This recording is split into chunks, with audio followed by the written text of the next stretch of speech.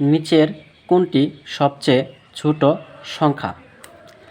এরকম ভগ্নাংশগুলো থেকে কোন ভগ্নাংশটি ছোট এবং কোন ভগ্নাংশটি বড়, এটা বের করার জন্য আমাদের প্রথমে দেখতে হবে সংখ্যাগুলোতে কাটাকাটি করা যাচ্ছে না কিনা। যদি কাটাকাটি করা যায় তাহলে কাটাকাটি করব, আর যদি কাটাকাটি করা না যায় তাহলে আমাদের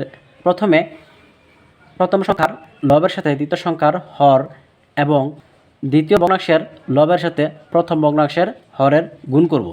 গুণ করার পরে যে ভগ্নাংশটির লবের গুণফল বেশি হবে সেই ভগ্নাংশটি হবে বড় ভগ্নাংশ, বা যে ভগ্নাংশটির লবের গুণফল ছোটো হবে সেই ভগ্নাংশটি হবে আমাদের ছোট ভগ্নাংশ।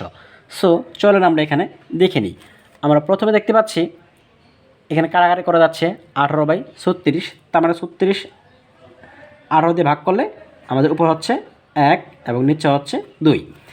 এরপর দেখে আরও কোনো সংখ্যা কাটাকাটি করা যাচ্ছে কিনা। লাস্টে যে সংখ্যা আছে সেটাও কাটাকাটি করা যাচ্ছে।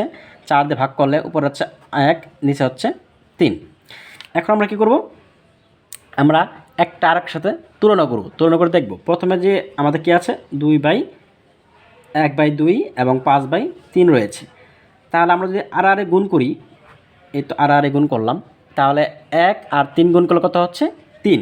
ওকে, এখানে আমরা 3 পেলাম। এরপর হচ্ছে 5 আবার 2 গুণ করলে কত হচ্ছে 10, এখানে পেলাম 10। তো কোনটা বড়? অবশ্যই কিন্তু আমাদের 10 বড়। তার মানে আমাদের ছোটো গুণটা হচ্ছে 3, আর 3টা কার কোন ভগ্নাংশের লবের গুণফল? প্রথম ভগ্নাংশে। ওকে, তার মানে এই দুইটার মধ্যে আমরা ছোটো পেয়ে গেলাম 1/2। তবে এটা কাজ আমাদের শেষ। এরপর আমরা কি করব, 1/2 এর সাথে তুলনা করব 16/31। এখন যদি 1 এবং 31 গুণ করি কত হয় 31। এরপর 2 আর 16 গুণ করলে কত হয় 32। তার মানে কোনটা বড়? 31 বড় না 32 বড়? অবশ্যই কিন্তু 32 আমাদের বড়। তার মানে আমাদের ছোটো সংখ্যাটা 1/2 যেটা আছে সেটা আমাদের ছোটো সংখ্যা। মানে এটাও আমাদের বড় সংখ্যা নয়, এটা ছোটো সংখ্যা। এরপর আমরা এটার সাথে আমরা এটা তুলনা করব, ঠিক আছে। লাস্টেরটা যেটা আছে এখানে কি আছে 1/2 আর এখানে আছে 1/3। এখন যদি আমরা গুণ করি, এখানে কত হচ্ছে 1 আর 3 গুণ করলে 3, 2 আর 1 গুণ করলে 2। তো আমরা দেখতে পাচ্ছি এই দুইটার মধ্যে এখন কোন সংখ্যাটা ছোট? আমাদের যে 2 আছে সে 2 সংখ্যাটা ছোট।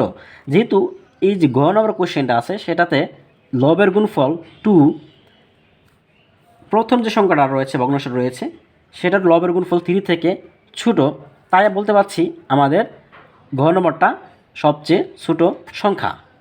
ওকে, আমরা এটার সাথে এটা তুলনা করলাম, এটা ছোটো পেয়েছি। আবার কর সাথে ঘর তুলনা করে দেখেছি, ক আবার ছোটো হয়েছে।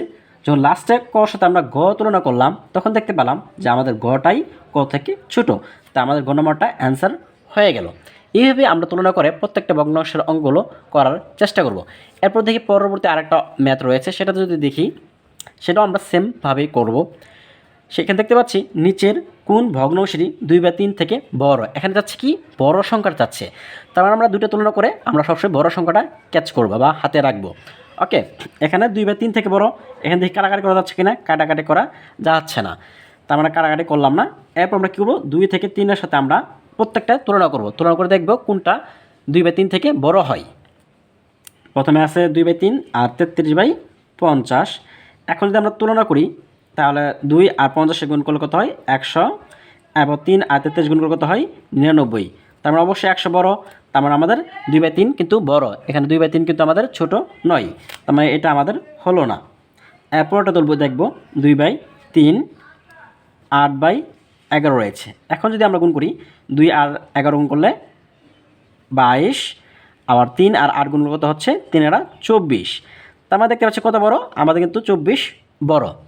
ওকে, তারপর আমরা দেখতে পাচ্ছি এখানে 22, এখানে 24। তার মানে আমরা 2/3 যা ছিল সেটা লবের গুণফল 22 এবং 8/11 যেটা আছে সেটা 24। তাহলে অবশ্যই আমাদের 24 বড়, তার মানে আমাদের 8/11 কিন্তু বড় হয়ে গেল। তার মানে আমাদের খ নম্বরটাই অ্যান্সার। এরপর যদি আমরা সহজ মুখোমুখি করার চেষ্টা করি, আমরা হাতে কলম না লিখে প্রথমে কী করব, 2 আর এখানে লবের গুণফল গুণ করব 10, আবার এখানে কত হচ্ছে 9। 10 9 না 10 বড় না 9 বড়? অবশ্যই কিন্তু 10 বড়, তার মানে এটা কিন্তু বড় সংখ্যা।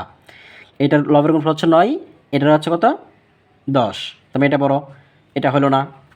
এরপর যে এটা দেখি 2 আর 27 গুণ করলে কত হয়, 2 আর 27 গুণ করলে হচ্ছে 54, আবার 3 আর 13 গুণ করলে 39, তার মানে এটা হচ্ছে 39 আর এটা হচ্ছে 54, তার মানে কি 54 বড় না? 54 বড়, তাই এটা বড়। তার মানে সবগুলোর মধ্যে আমরা দেখতে পাচ্ছি 8/11 যেটা আছে সেটা বড়। এইভাবে আমরা মুখোমুখি মানে মুখোমুখি ম্যাথগুলো করে আমরা এক্সামে দেওয়ার চেষ্টা করব। আশা করি বুঝতে পেরেছেন। ধন্যবাদ।